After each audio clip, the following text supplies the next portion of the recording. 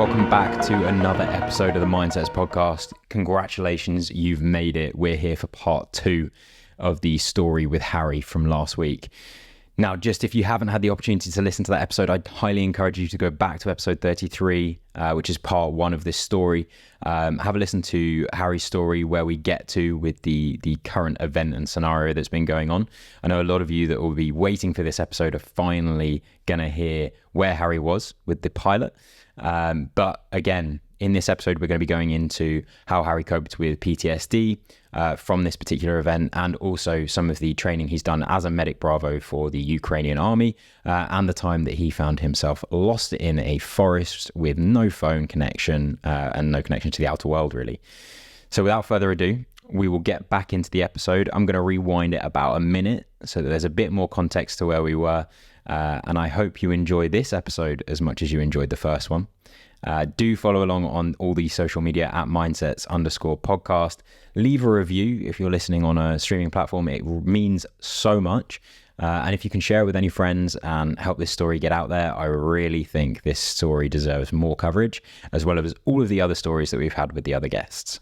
Let's dive back in to the rest of the episode. I hope you enjoy it. So I'm stood in this hallway, and on this clipboard, I've got every single casualty's details, but no order of where they need to go in this helicopter. So they go through a medevac chain, because we were a small hospital. We had what we had, but there were better ones in the area. So you get them out of your space to a better facility, better treatment, better recovery. And I just remember having like this room of just like so many people on this stretcher, but they were all wrapped up, ready to go. And I had to literally like, as fast as I could, because a helicopter could only take like 3 at a time. I had to like run round and like rip people's blankets open and do a survey on every single one of them, and then be like, this guy first, this girl first, let's go. And I remember I had a pilot on the radio. He was like, Mike 2 Alpha 44 Bravo, grid location 12498 4 Charlie 2. And I just went, yeah, happy. Luckily, he was so good that what he basically told me is like, I'm landing here, see you in 2 minutes. And I was just like, yeah, cool. And then like 2 minutes later, there's just this guy in like a helmet, a pilot's helmet, just like, hey, can anybody tell me where Harry is? And I was like, yeah, that's me. And he was like, oh, so you're running the situation? And I was like, no, not at all. And he's like, oh, are you running the casualties? And I was like, yeah, okay. I think I'm doing that. Let me help you out. And then it was like, get free on, send it off. He lands back, get free on, send it off. And then you go through that process. And then we held like shock victims, like minor injuries, burns, all in that location. And then it was like, done. It was like, quiet, done, go back to your rooms. And that was it. That was the process. It's all, you've just gone through like hell. Get in your car, go back to your room, go to sleep, wake up. Next day. Act like nothing happened. Act like nothing happened.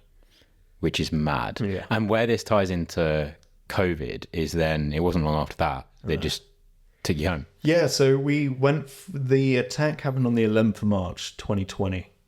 We left 18th of March, so a lot of units stayed, but the British government were like, no, get that out of there.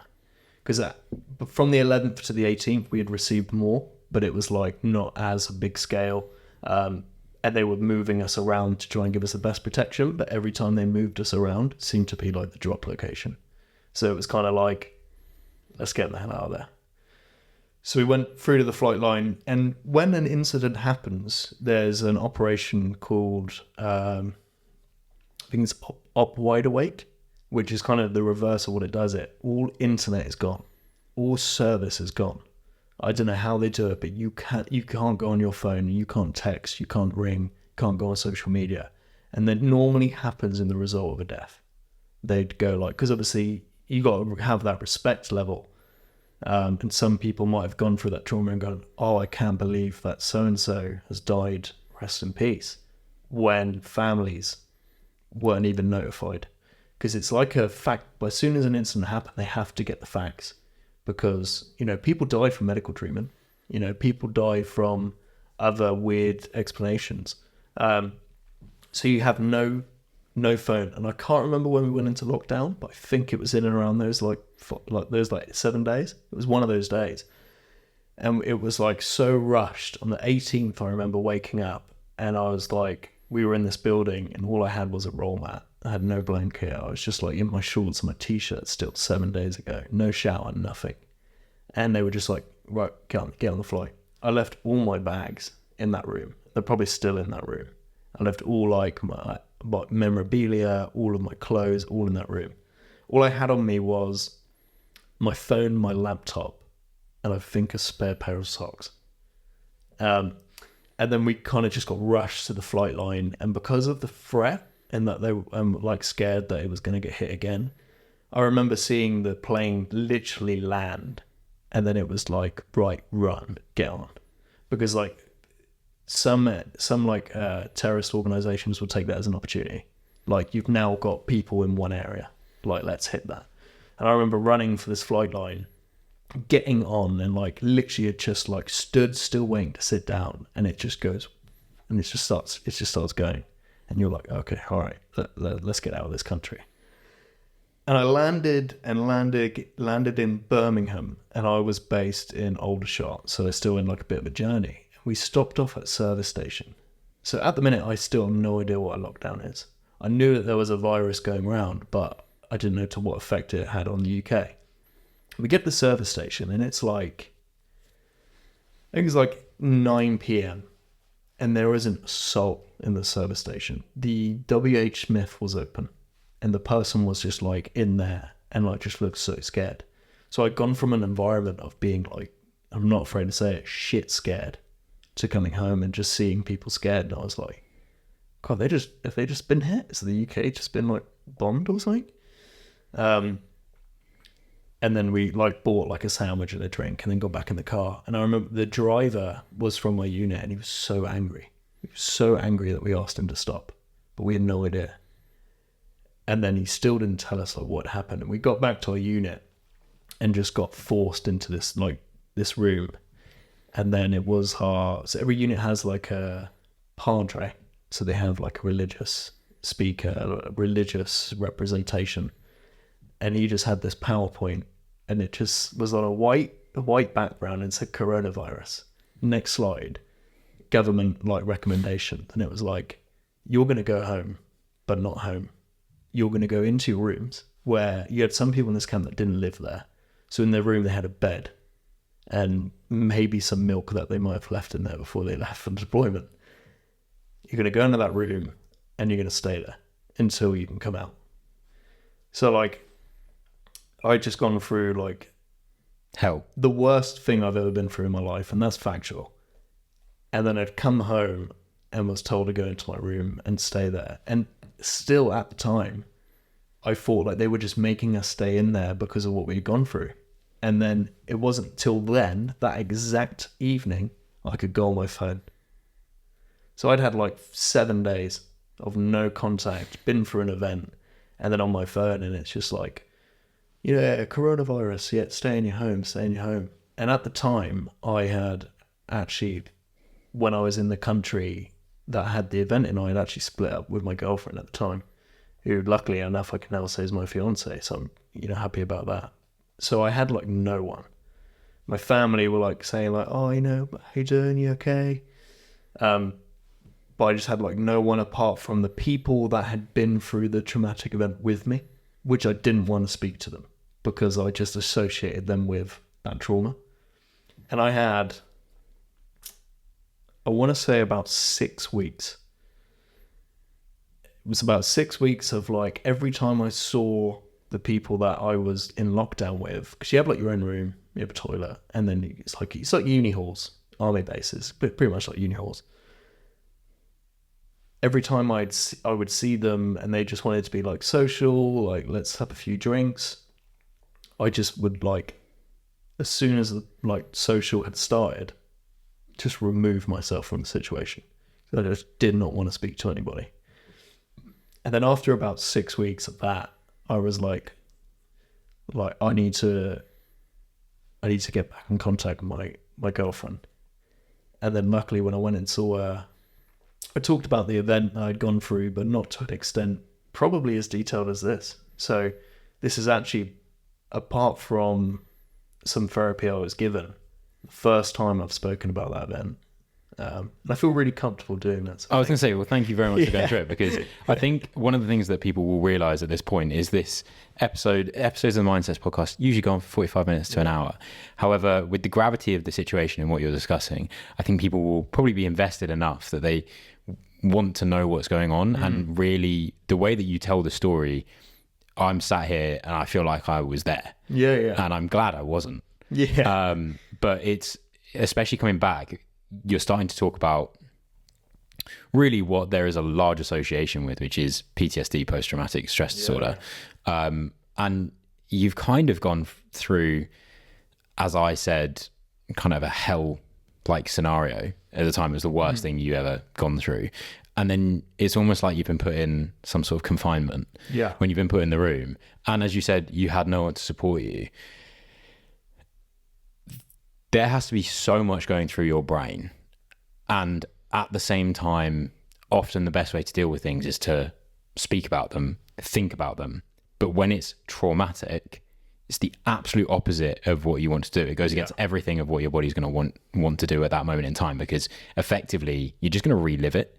And that's, I mean, you don't want to live it the first time, let alone a second time. But then you're kind of caught in this never winning cycle where it's going to cause some issues.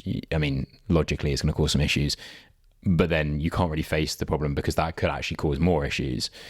So how did that really impact you in the case of lockdown, where I can only imagine it intensified everything?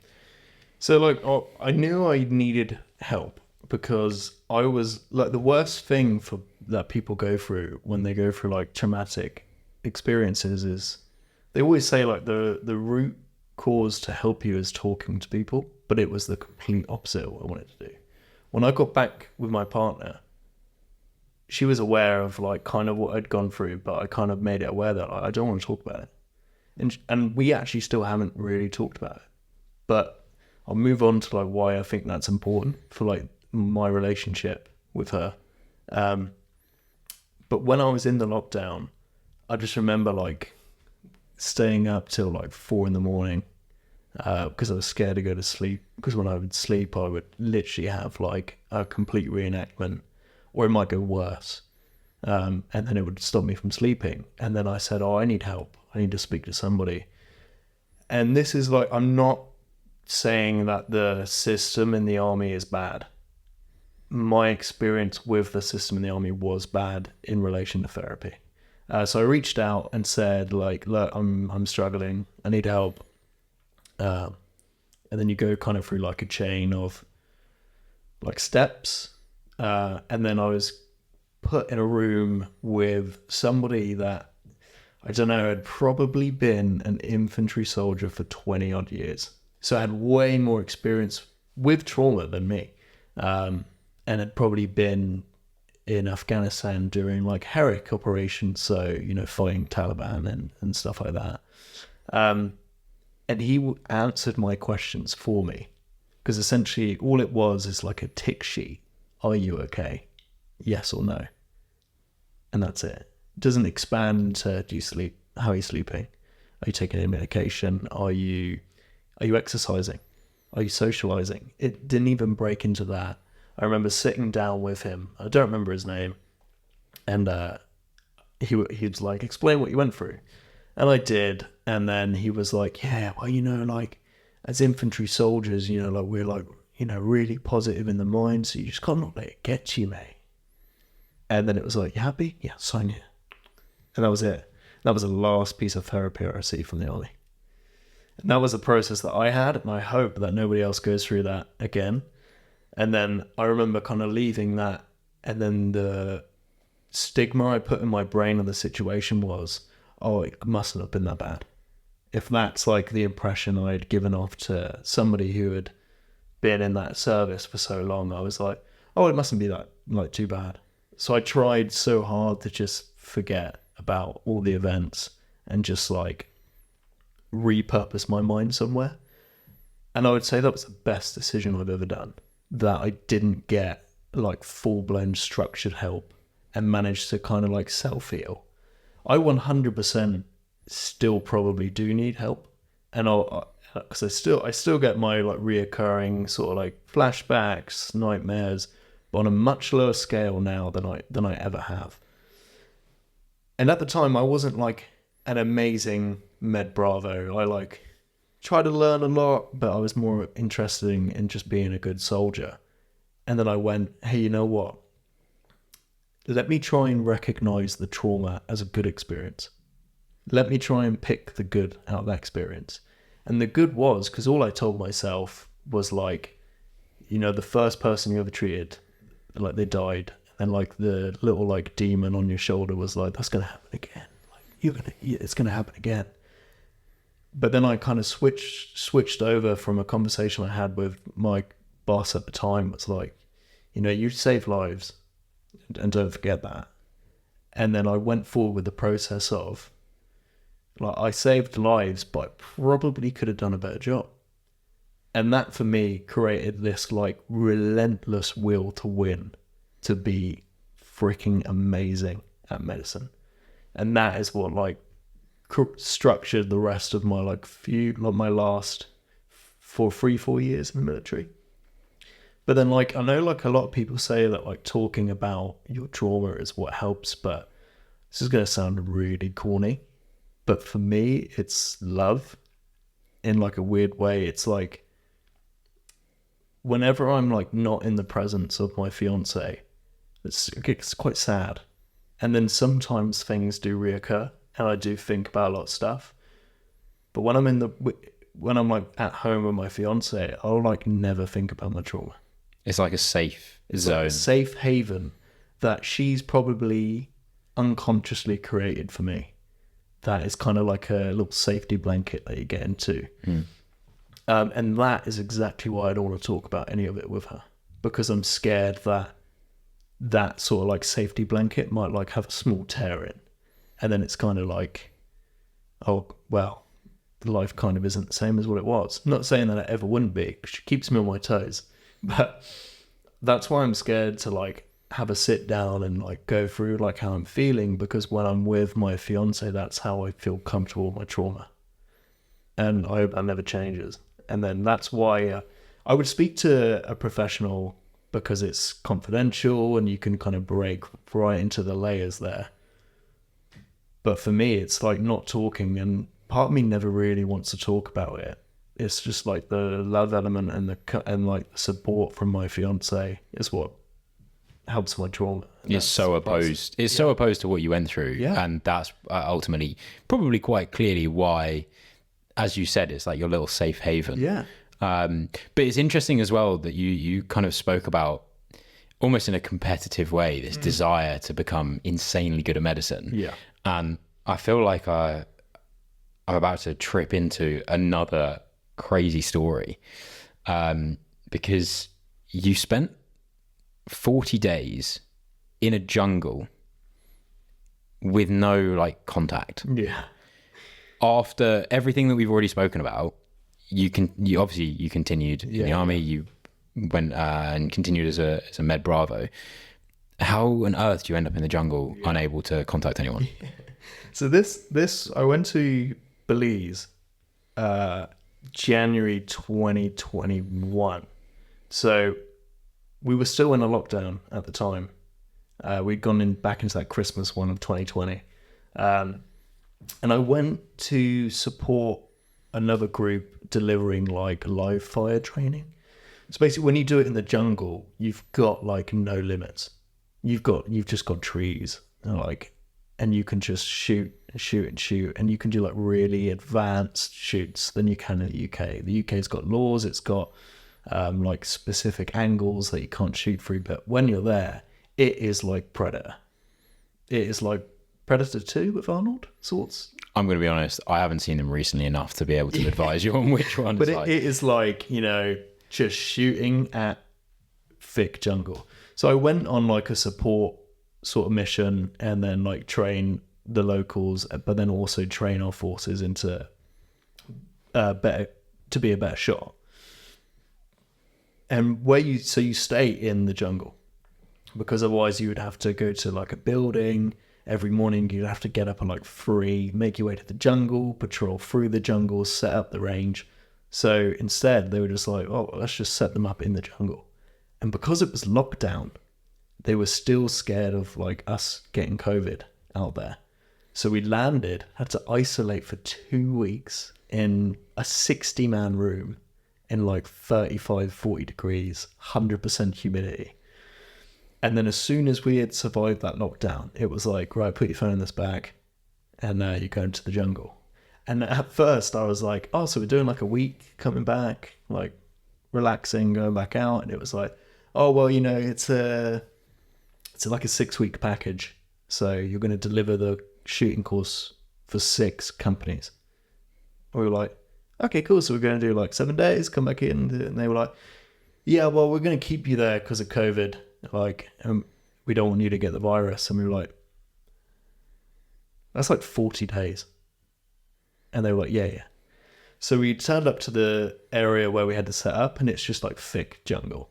And you're just there with like a machete making like an area where you're going to populate the next like 40 days of your life. And I remember when I like stepped foot off the vehicle, I had to like prep my mindset and be like, you're going to be here for a long time. So I told myself initially that it was prison. And I said like, look, you're here until it's over. Like that. That's it. Just keep yourself positive. So we spent like a few days just like clearing up the area, hacking away at all the plants and and getting rid of all the stuff to then like set up your hammocks. And the guy who was like running our team was so experienced in the jungle. He was like making fire pits. He was like making chairs. And we were like, this is cool. So I had like a really good bunch of people. There was about 10 of us running the shooting. And they were just all like good laugh, good joy. Like fast forward, we had ran a few courses and it was like, because you were kind of living on top of each other, you kind of just got like sick of everybody. So you would like, as soon as the working day was done, and as soon as it's dark in the jungle, you just have to go to bed. Because like that's when all the little creepy crawlies and like all the animals come out. So you just get into your hammock, it's like 6 p.m. and you're just lying there like, I've got 12 hours. And then you'd either have the best sleep of your life, or you'd get woken up by like feeling things crawling on your hammock, or like hearing big animals sniffing around. And then like fast forward like to probably like week 3, so we were about halfway. I remember that I had my iPad the whole time. I had no portable charger, but I had my iPad. So I told everyone, look guys, I've got Panda Brothers and the Pacific on my iPad. And then every evening it worked out perfectly. So it's 20 episodes all in all, 10 of Band of Brothers, 10 of the Pacific, and we watched one a night. And the last night was the last night at the jungle, and I had 4% battery on the iPad.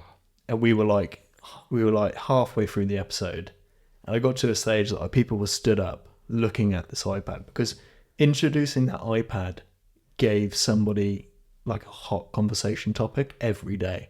So when it was really hot and we were on the range, it was like, oh, episode 7 tonight. It's best one. And that was like what you would look forward to every day.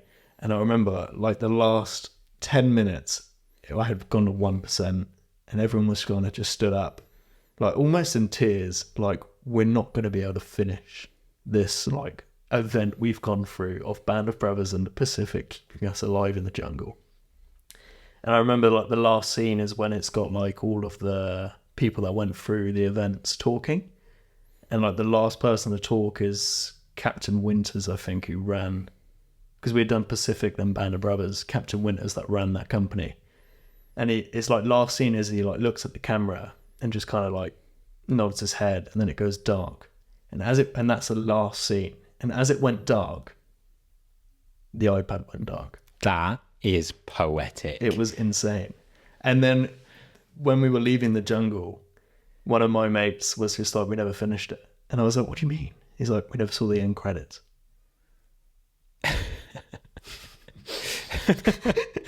Was he said with the post-credit scenes? Yeah. Where he was like, I never saw the last name. I went through the credits and I was like, dude, come on, man. We saw the last scene. And for some reason, it just worked perfectly. And that was, like, the first 3 weeks were quite hard because, like, you were just like, None of us knew each other at the start, so you had to kind of like put yourself out there. It was kind of like I'm a celebrity, kind of like put yourself out there and kind of get the floor of feeling of how people are. And then when we introduced Band of Brothers in the Pacific, it was like, okay, this is pretty good. And then it was like, get back to the camp. Here's your phone after a month and a half. Yeah. And it was just like chaos. And you're like, I'm okay, yeah. But it was good. It was a good experience. Okay. I wouldn't say it was the best thing I ever done, but I loved it. And then after that, you came back and everything kicked up on the European side. Yeah. I feel like this is the last almost case study story to kind of discuss. But you mentioned in your show and tell where you've got this flare, which still hasn't gone off. So we're okay at this point. We're okay. But you were supporting them in some training, effectively. And I imagine with everything going on, there was some serious training that needed to be done. Yeah. Do you want to talk a little bit about that? I'm cool.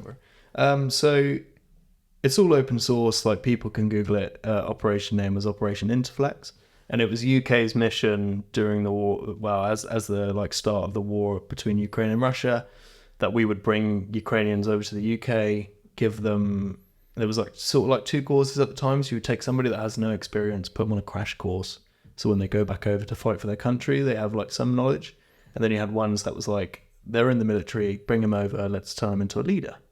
Or what like the UK's idea of what a leader was. Hands down, throughout everything I did in that 11 years, was the best experience I've ever done. Unfortunately, I wasn't with the best bunch of people to run that mission. To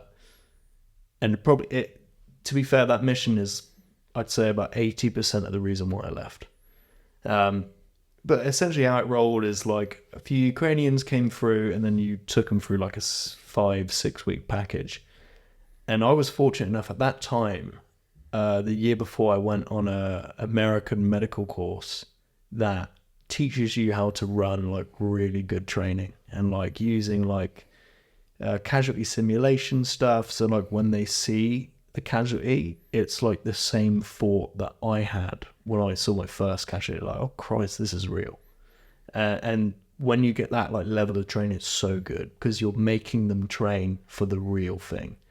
And I was fortunate enough to kind of just be given the role of, you're teaching all the medical training and we haven't even thought about how we're going to run it yet. So I was giving this like project, and there's loads of different sort of medicine and like drugs the UK can't use, drugs America can use, and the Ukrainians, they follow like American style tactics. And I was fortunate enough to do the course that supported that. But at the time, we were still teaching them British tactics. So I pretty much threw that in the bin. I told the Brits to pretty much stuff it, and I said I'm going to teach American tactics. There was a lot of like paperwork trail around that, but because I had done that, that's why I received that award from the Queen, because I was only a Lance Corporal, and it was kind of like a move that somebody would do if they were like Major, Colonel, pushing into that. They're not happy with policy, let's change it. But I became just so like close-knit with the students on the course that I was like, look, this isn't helping them, and this is serious. It was probably the mission that I had that had, in my opinion, the most effect after it was finished. The people I was on the mission with didn't really care about it, so I had to kind of like push their thoughts to one side and focus on what really mattered, which was the Ukrainians. So I had this project which was like, you can do whatever you want with it. Completely you. You can ask for support, get some people in, which I did, to help me run some lessons. But it's like, to have that feeling of like, you're kind of not involved in that war, but you so are involved, that whatever you teach these people that are coming through, that's what they're going to do.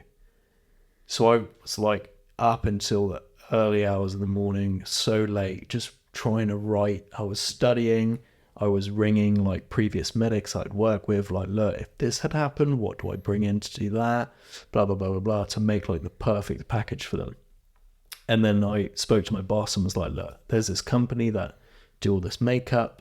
Like, we need them to make it the best. And he's so, one of my best bosses I ever had. He was just like, yeah, cool. And paid the deposit with his own bank card, which was like $8,000.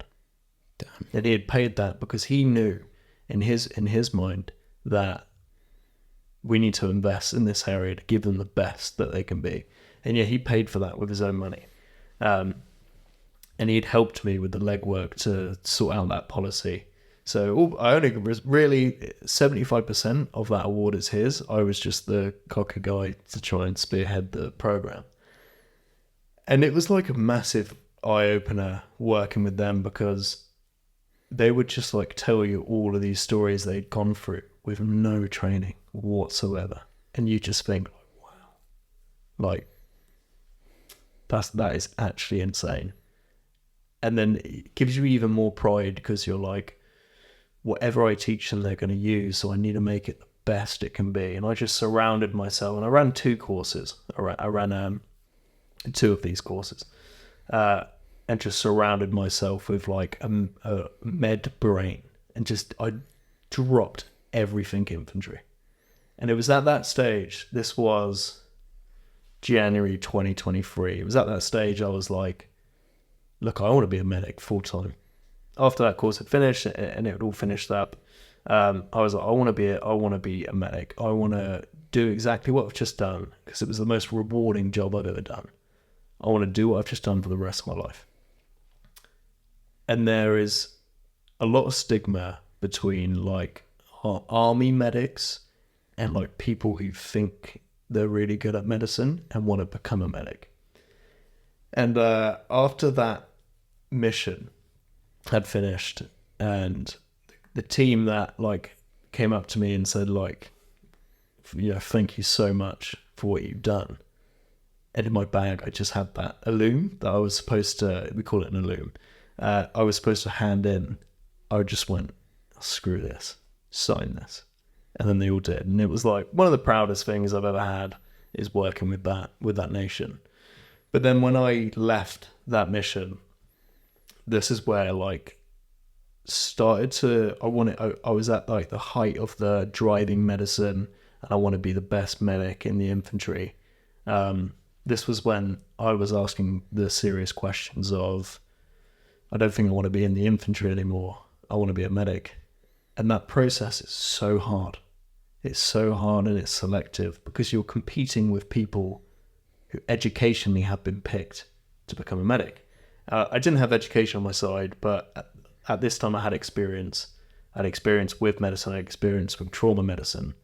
So at my height, I was telling myself, like, you're so ready for this. You can do this. And there's like a horrible stigma between, in my unit I was in, with med alphas and med bravos. As a med bravo, you always look up to your med alpha. And because when you think about it, it's like, if that person dies, I'm now the med alpha. So I want to be just as good as him, if not better. But med alphas were medics. They're not infantry. So they've had no infantry experience, they're medics. That is all they have to them. So they're very protective of that. Whereas for a med bravo, you've got infantry and you have medicine. So you're trying to be as good as somebody that all they have is a med background. And when you start to kind of overperform past that med alpha, it is so toxic. Because you would want to preach that, like, I want my med bravo to be amazing. Because if I got hurt, that's who's going to be treating me. But it was never that.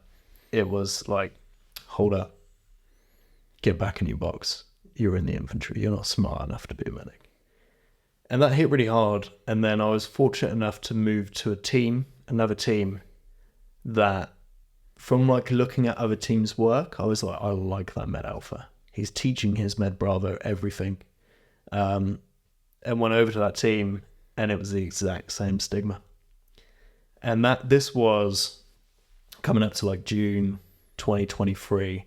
And then I just thought, like, what had helped me through like my PTSD was trying to become a medic and be really good at medicine.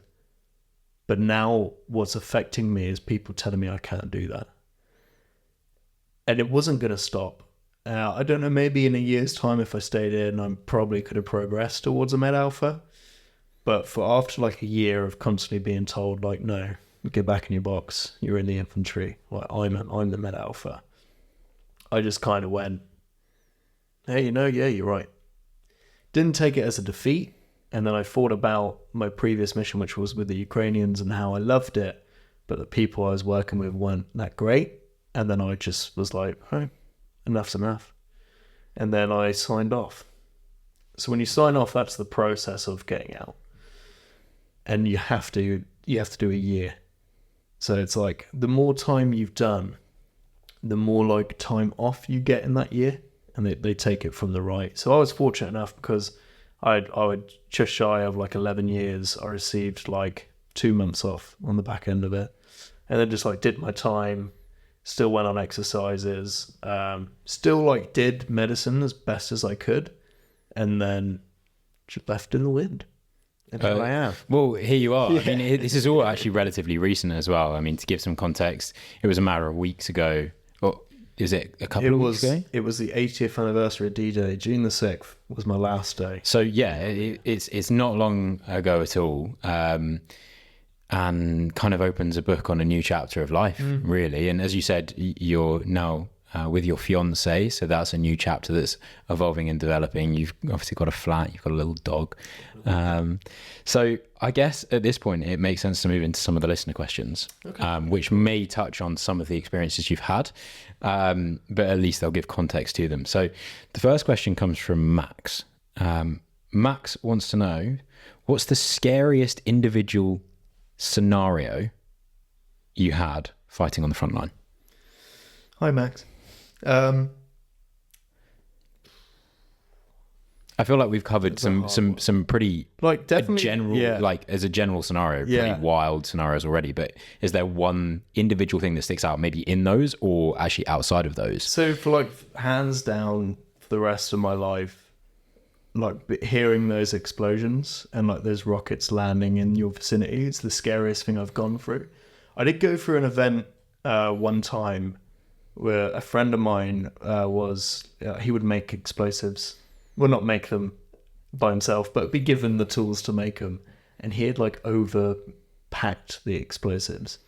He was quite newly trained at the time. So he was like, you know what? If I'm going to blow this door off, I'm going to blow this door off.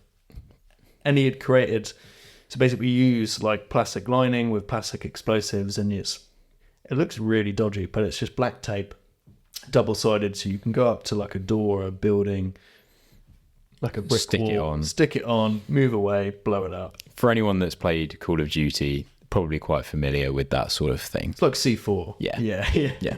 And we'd gone up to this building, and he had put this tape onto this door. And like, when we were at this building and looked at this door, you could see that it was like a bit of plywood. And you were like, we don't need to blow this door up. But he was so happy for his first time to blow a door that we were reeling back the wire, and we're coming back, and we come behind like this mound of mud. And we were with this guy who was really experienced with explosives, and he's just like, how much did he put on? And he's like, like 3 kilograms. And he was like, what? And he was like, yeah, 3 kilograms. And he was like, well, we can't go back up. If we go back up, you're just going to make more noise, get seen, etc. So he's lying there, and he's got like a clacker. So like, you know what detonates a C4? And he's lying there, and this experienced guy looks at the new guy and just goes, fuck it. Pulls that clacker, and we were like 10 meters away. And I had never in my like entire life ever felt vibration and like ear piercing noise and like a heat wave. And like basically when you're like so down to the ground because you're trying to keep safe, it was like being in like a 70 mile per hour crash with another car that's going 70 mile per hour towards you. Your whole entire body, like your whole bone structure just goes this way. And like your whole muscle and organs just go this way. And you felt that. And then like again, little dust kicks up and it's like a bit eerie, and you're like, right, let the dust settle and let's go over and have a little investigation. And I just remember everybody lying there and like you couldn't move. And I had a sense in my head, I was like, am I paralyzed? Has that explosion just like destroyed my body. And everybody was just lying there. And then all of a sudden you just saw somebody get up and you were like fighting yourself. And then like you were like, okay, I've got my movement back. And for like that split second, apart from when I was in that event with the Rockets, I was like, have I got seriously hurt here when I shouldn't have got hurt? And that's probably one of the scariest moments, yeah. I can imagine. Yeah, that's very wild. Great. So there you go, Max. I hope you got to enjoy living that one as well. The next question comes from Jade. And Jade, while I appreciate your question, this one's somewhat targeted at me. So the question is, what's the biggest thing a civvy, so again, a civilian person, so, and she specified Angus, so what's the biggest thing me as a civilian wouldn't cope well with in battle? Oh, am I looking at you? Yeah, well, apparently it's me specifically. Do you know what, right? This is going to sound really weird, but I had a conversation with... Oh, hi, Jade. I had a conversation with a friend of mine that you've met. Okay. I think it might be a friend of mine, Ollie. Mm-hmm. And when he first met you and saw how tall you were, how built you were, and then your structure of build, he was like, that guy will make a cracking soldier. Just from like, the work things you need to do. I'm gassed. I think it's like... I don't know, man. Honestly, I don't know, because you've got to think every soldier was a civilian. They've just been built up to hit that level. And I generally do think you'd be like... As a typical... I mean, my ego is being heavily stroked here. But if we take it then as an average civilian, what's the main thing that people struggle with, maybe moving away from being a civilian? I would say 100% is the army's dog humour. It is so bad. Like, I'm not saying that everybody in the army is like racist or like unaccommodating for people, but like you got to think you're with people that you're probably going to be at your lowest in life, and you need to have comedy that evolves around you. And like for people that leave the services, it's something that they've got to be like, I need to disconnect my brain with like dark humor and just kind of push away. If you like watching Dave Chappelle, you're probably fine. Like, it's that type of level with it that people would probably be like, did he just say that? Well, I think the thing with trauma, and obviously on this podcast, we talk a lot about, exercise being a great way to deal with what's going on inside the brain. But there's many, many different ways. And for some people, exercise might not be it. It might be going out and painting. It might be, I don't know, doing other things. But humor and kind of bringing comedy to a scenario is 100% a coping mechanism that a lot of people rely on. So I can see that.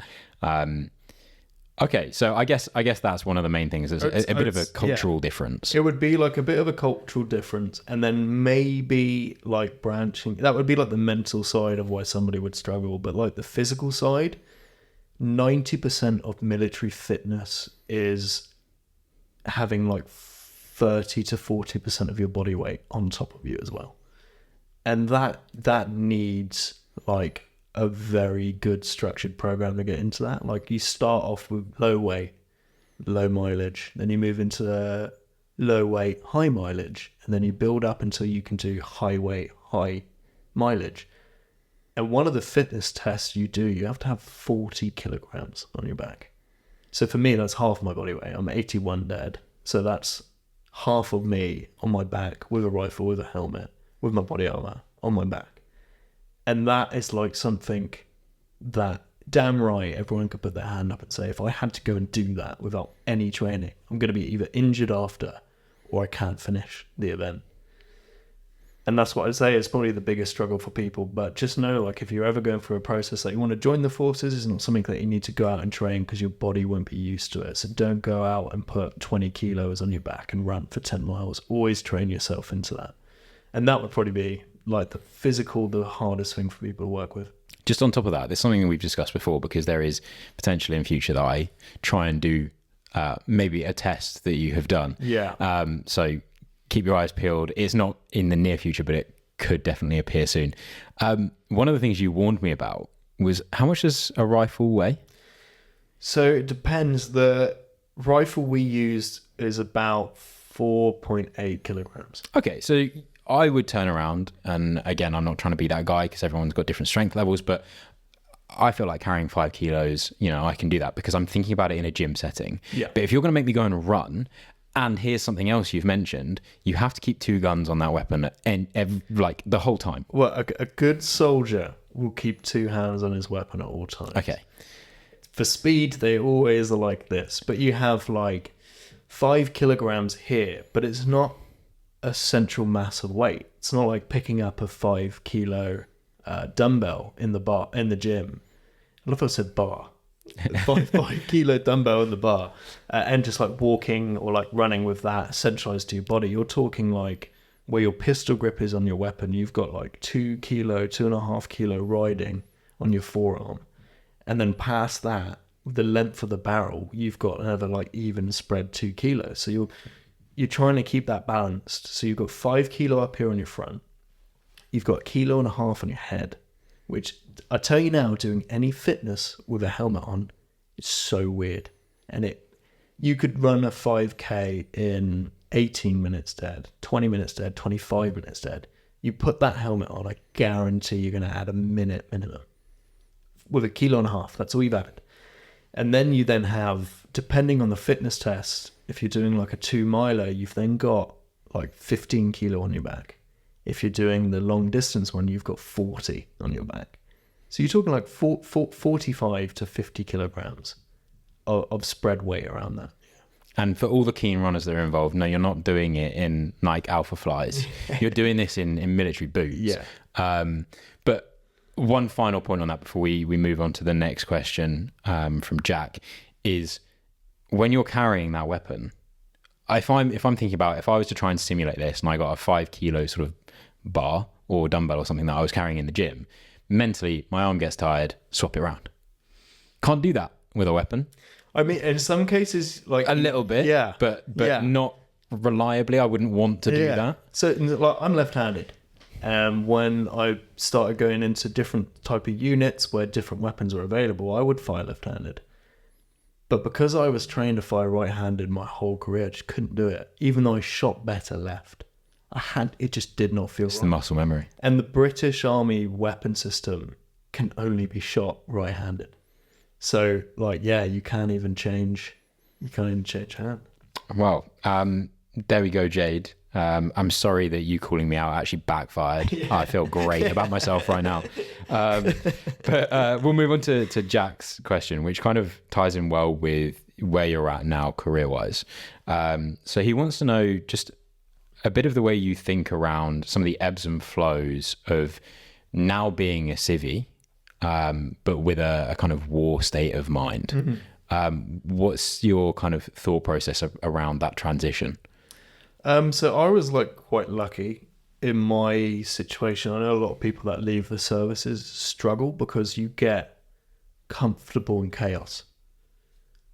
And it's kind of like comfortable in chaos is like having ADHD in some forms of ways, where like you can't sit down, you've got to focus on something, and then you'll either get sidetracked, focus on something else. Where for me in particular, I was so fortunate enough to get employed by my father, where it's not saying his company is mental, but it has that like no days are the same, chaos can erupt, and it's up to you to sort of like fix that problem. And for me, like, I don't think I could ever now work a job where that element doesn't exist, because at work I'm so fixed on like doing micro things and starting one task, pausing, moving on to another, and taking on multiple things, which a soldier is really good at, is just taking on like way too much, but just handling it. I don't think I could ever not be in that sort of environment. And now when I sort of like think about it, I feel like if I wasn't in a career or a job where you're constantly like on your toes, maybe stuff might reappear in my brain. So I'm happy with how that goes. But I do know like a lot of people leave and go for like different things, and like there's no stigma at all rejoining. Like, and everybody accepts that. If like, yeah, I tried it, but it's not for me, I want to go back, and have that form of like being comfortable. uncomfortable in a comfortable situation, or uncomfortable in uncomfortable situations, and just maintaining that sort of stigma and always being busy and no day's the same. And some people do leave and they don't get that. But in my situation, I'm fortunate enough that I still have chaos every day, but I love chaos. Good chaos. Yeah, good chaos. Nice. Well, I want to say thank you to Max, Jade and Jack for getting involved with the listener questions. Just for anyone that's listening, if you were unaware, every week before, every time I record an episode of the podcast, I like to put out at least a few hours before, sometimes 24 hours before, a bit of information about the upcoming guest. I try not to give entirely who it is away, but to essentially get some good questions from you guys. Now, one of the things that I don't think I've actually mentioned before is that, and Harry will hopefully honestly attest to this, the guest doesn't know what they're going to be asked. So it is typically quite a raw reaction. And I'm sure they'll go home and be like, I shouldn't have said that, or I should have said that. But that's the point, is it should be coming directly from you, directly to them without much prep, because then you might get the best answer. So again, thank you to everyone that messaged in, and I look forward to more questions in the next episode. So we now move into the next section of the podcast, which is actually just you and you. So 3 pieces of advice for a younger version of yourself, which means effectively kick me out of this room. Imagine you've got maybe 3 different versions of yourself, or one version of yourself sat in this chair instead. Who are they, and what would you tell them?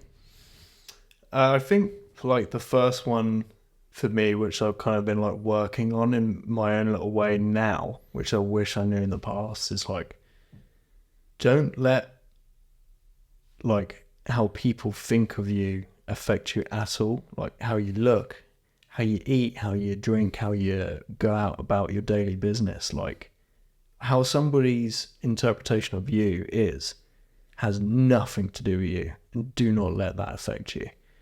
And that's something I'm still kind of in the process working on myself, but wish somebody told me when I was younger, like, who cares what that person thinks about you? You're you. Keep doing what you're doing. And that would be my first one that I would go back in time and say, look, mate, you just keep doing what you're doing. Don't let somebody's impression, like, deter whatever you're going to do. 2, I mean, I'll kind of subtract onto this one again, is like, study harder at school to open up the opportunities that you wish you had during your career in the future in the army. But the reason why I would probably still tell my younger self to still join the infantry, but then maybe branch off later on in life, because if I didn't join the infantry, I would have never have met my partner. That would be probably my second. And my third would be, like, don't get too stressed about money. Like, money is a tool for life to help you get things that necessarily you don't want, but you might need. But don't associate money with being and letting it control your whole life. And I always used to think and associate money with, like, oh, money is how I get out of the house, like it's how I go and have fun. Like, take the time and just enjoy what you can get for free in life. Fresh air, parks, picnics on the parks, walks down the beach, because you can. And I would tell myself, like, money isn't money isn't the entire world. Don't let it stress you out. I think that's really solid advice. And I think that comes from a very interesting place where for periods of time you have had luxuries taken away from you. And so you've really learned, how you can still have a good time without certain luxuries. So, okay, I like those. That kind of brings us on to the final couple of questions, I suppose. So we've got a question from the previous guest, which was G. And she wants to know, what's the most embarrassing thing that's happened to you in a sport setting? I got pretty bad ones. So in the army, you sometimes do like yearly events to honor like a battle honor, or to honor somebody who's committed suicide or died in service.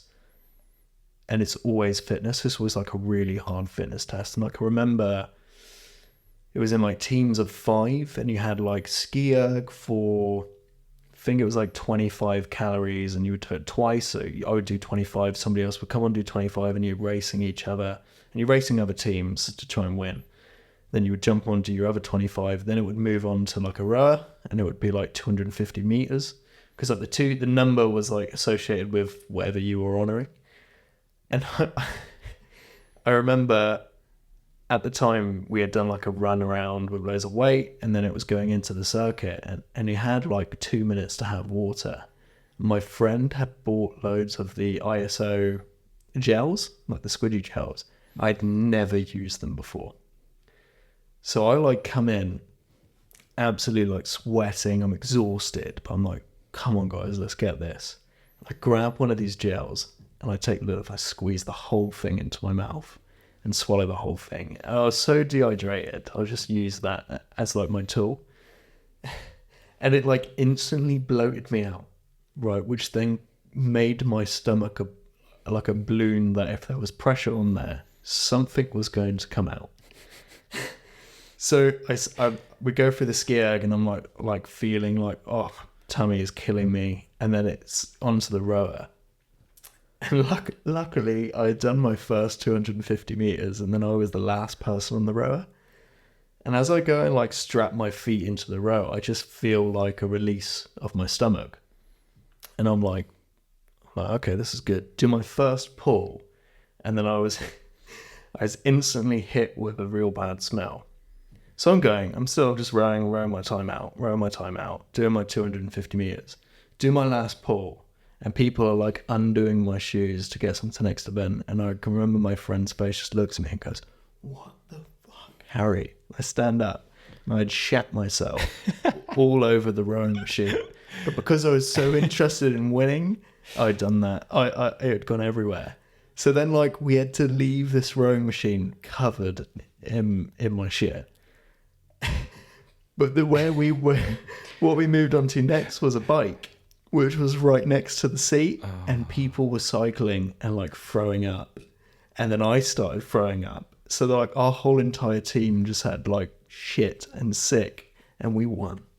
Oh, I mean, We won. That's one way to win, is just take the other teams out with If anything, I motivated the team to cycle or row quicker because I'd surrounded them with shit. And you could just get out of it. Yeah. And that was probably the most embarrassing thing. But at the time, it wasn't embarrassing because it was like, let's finish this. But then when we won, people then were like, who the hell is shit all over this?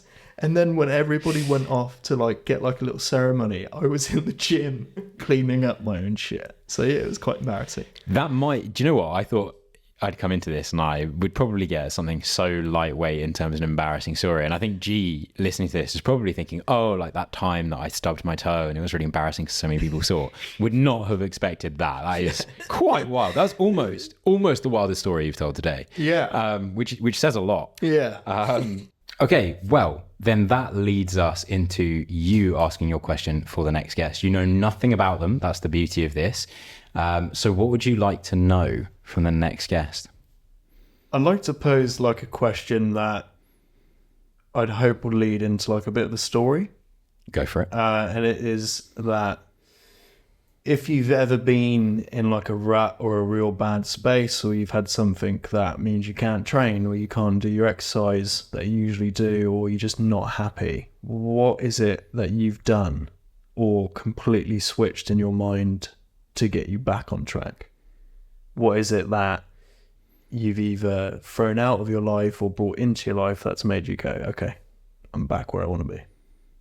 Awesome. So for anyone listening, that will be asked to the next guest in the next episode. So do keep your eyes peeled, and we'll see what they have to say on that matter. And hopefully we do get a little bit of a story out of it before they inevitably ask their own question. So that kind of brings us to the end of episode 33. I think I've been saying 32. I might, if I've said it wrong, guys, I apologize. I'm human. But before we wrap up, I want to ask, is there anywhere that people can come and find you if they have any questions, or is there anything in particular you would like to plug, especially now that you're coming out into the civilian world? So I created a social on Instagram a few years back at the height of me wanting to become a medic, where essentially none of it's advice, none of it's this is what you should do in this situation. I just post like tips and tricks. I post like, this is a really good med bag. You can get all this stuff in. And I post like what good books there are to read. And then I also post like some explicit photos on there of like some real bad injuries. And I ask questions like, what would you do? That is Alpha 4 Medical on Instagram. I think it's Alpha 4 Medical. I'll tag it. Yeah. I'll show you later. And essentially it's just, none of it is educational purposes. I'm not holding myself legally to giving out advice. I don't put advice on there. It's just, if you've got anything medically questioned, I will, in my spare time, find that answer for you and the solution, because I know roughly where to look, and I can answer questions on there that you've got. And then I just post some stuff that makes you kind of think in like first aid, like what would you do in this situation? Okay, awesome.